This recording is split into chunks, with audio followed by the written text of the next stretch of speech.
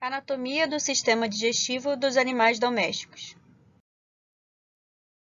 O sistema digestivo é responsável pela quebra dos alimentos em partes menores, de modo que possam ser utilizados para gerar energia, para o crescimento e para a renovação celular. Os órgãos que pertencem a esse aparelho são capazes de receber os alimentos, degradá-los química e mecanicamente até seus componentes moleculares, e então absorvê-los.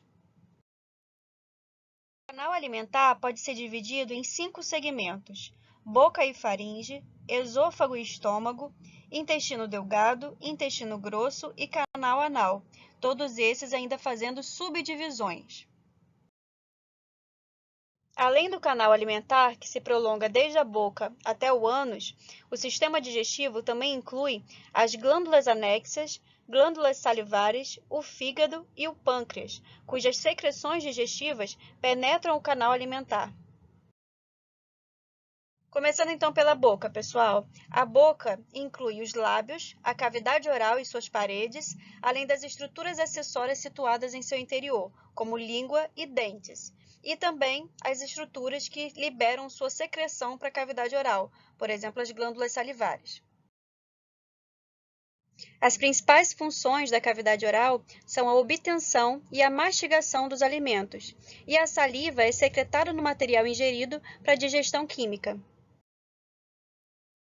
O grau de abertura da boca, pessoal, varia conforme a espécie, dependendo dos hábitos alimentares. Por isso, geralmente, em animais que utilizam os dentes para capturar presas, grande parte da boca se abre, enquanto em herbívoros e em roedores, um orifício menor já é suficiente. Um dos constituintes da boca, pessoal, é a cavidade oral. A cavidade oral se divide em vestíbulo e cavidade própria da boca. A cavidade própria da boca é o espaço delimitado pelas arcadas dentárias. Já o vestíbulo pode ser subdividido ainda mais em vestíbulo labial, que é o espaço entre os dentes e os lábios, e o vestíbulo bucal, entre os dentes e as bochechas. O vestíbulo se comunica com a cavidade própria da boca por meio de espaços interdentais, sendo que o maior deles é a margem interalveolar, que a gente também chama de diastema, entre os dentes incisivos e os dentes molares. Lembra que a gente teve isso em Anatomia 1? E aí, então, nessa imagem eu mostro para vocês a cavidade própria da boca, que é essa parte da boca do dente para dentro, e o vestíbulo, que está do dente para a bochecha ou para os lábios. Uma aplicação prática que a gente pode citar, gente, dessa região é a papilomatose. Vocês já ouviram falar de papilomatose ou já viram a imagem dessa?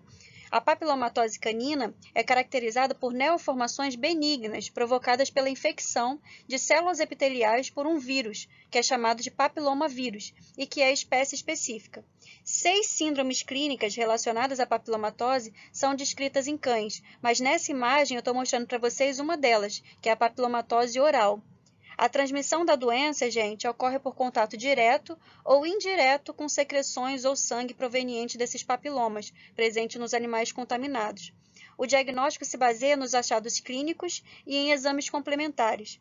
A regressão espontânea é observada na maioria dos casos. Apesar disso, em alguns casos, é preciso intervenção, inclusive cirúrgica, quando esses nódulos aí que vocês estão vendo nas imagens crescem a ponto de dificultar a respiração e a alimentação também. Enfim, mas em geral o prognóstico é bom. Outra aplicação prática, gente, é a estomatite, que é o termo genérico que a gente usa para qualquer inflamação na mucosa oral, como, por exemplo, causada por tártaro, queimadura, úlceras e etc. Cuidado, então, para não confundir quando vocês verem isso daí, estomatite, e acharem que é uma inflamação do estômago. A inflamação da mucosa do estômago é a gastrite, tá? E estomatite é a inflamação na mucosa oral. Agora, em relação aos lábios, pessoal, os lábios emolduram a abertura da boca e são usados para apreensão de alimentos, comunicação e sucção no caso de recém-nascidos.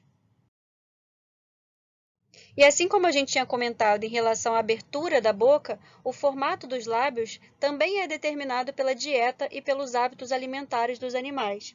No equino, por exemplo, os lábios são usados para coletar os alimentos e introduzi-los na boca, e por isso os lábios dos cavalos são muito móveis e sensíveis. Inclusive, gente, por conta dessa sensibilidade, uma forma frequente de contenção de cavalos é usando o cachimbo. O cachimbo também é conhecido por pito e é um equipamento que consiste em um cabo com um laço na ponta, como vocês podem ver aí na imagem. Esse laço é colocado no lábio do animal e é apertado de acordo com a necessidade, para que o animal fique mais cooperativo e permita alguma manipulação. E, é claro, sem exagero e com muita cautela. Já nos cães e nos gatos, pessoal, os dentes e a língua são muito mais importantes para a apreensão do alimento do que os lábios. Por isso, os lábios deles são menos móveis e apresentam esse tamanho bastante reduzido. E o cão também pode retrair os lábios para mostrar os dentes, sinalizando agressão, um importante fator comunicativo para a gente, mas são incapazes de obter alimento pelos lábios. Vocês já devem ter reparado, por exemplo, que quando a gente vai dar um petisco para os nossos cachorros, eles pegam com os dentes e não com os lábios, né? Porque os lábios deles não são usados para essa apreensão de alimento.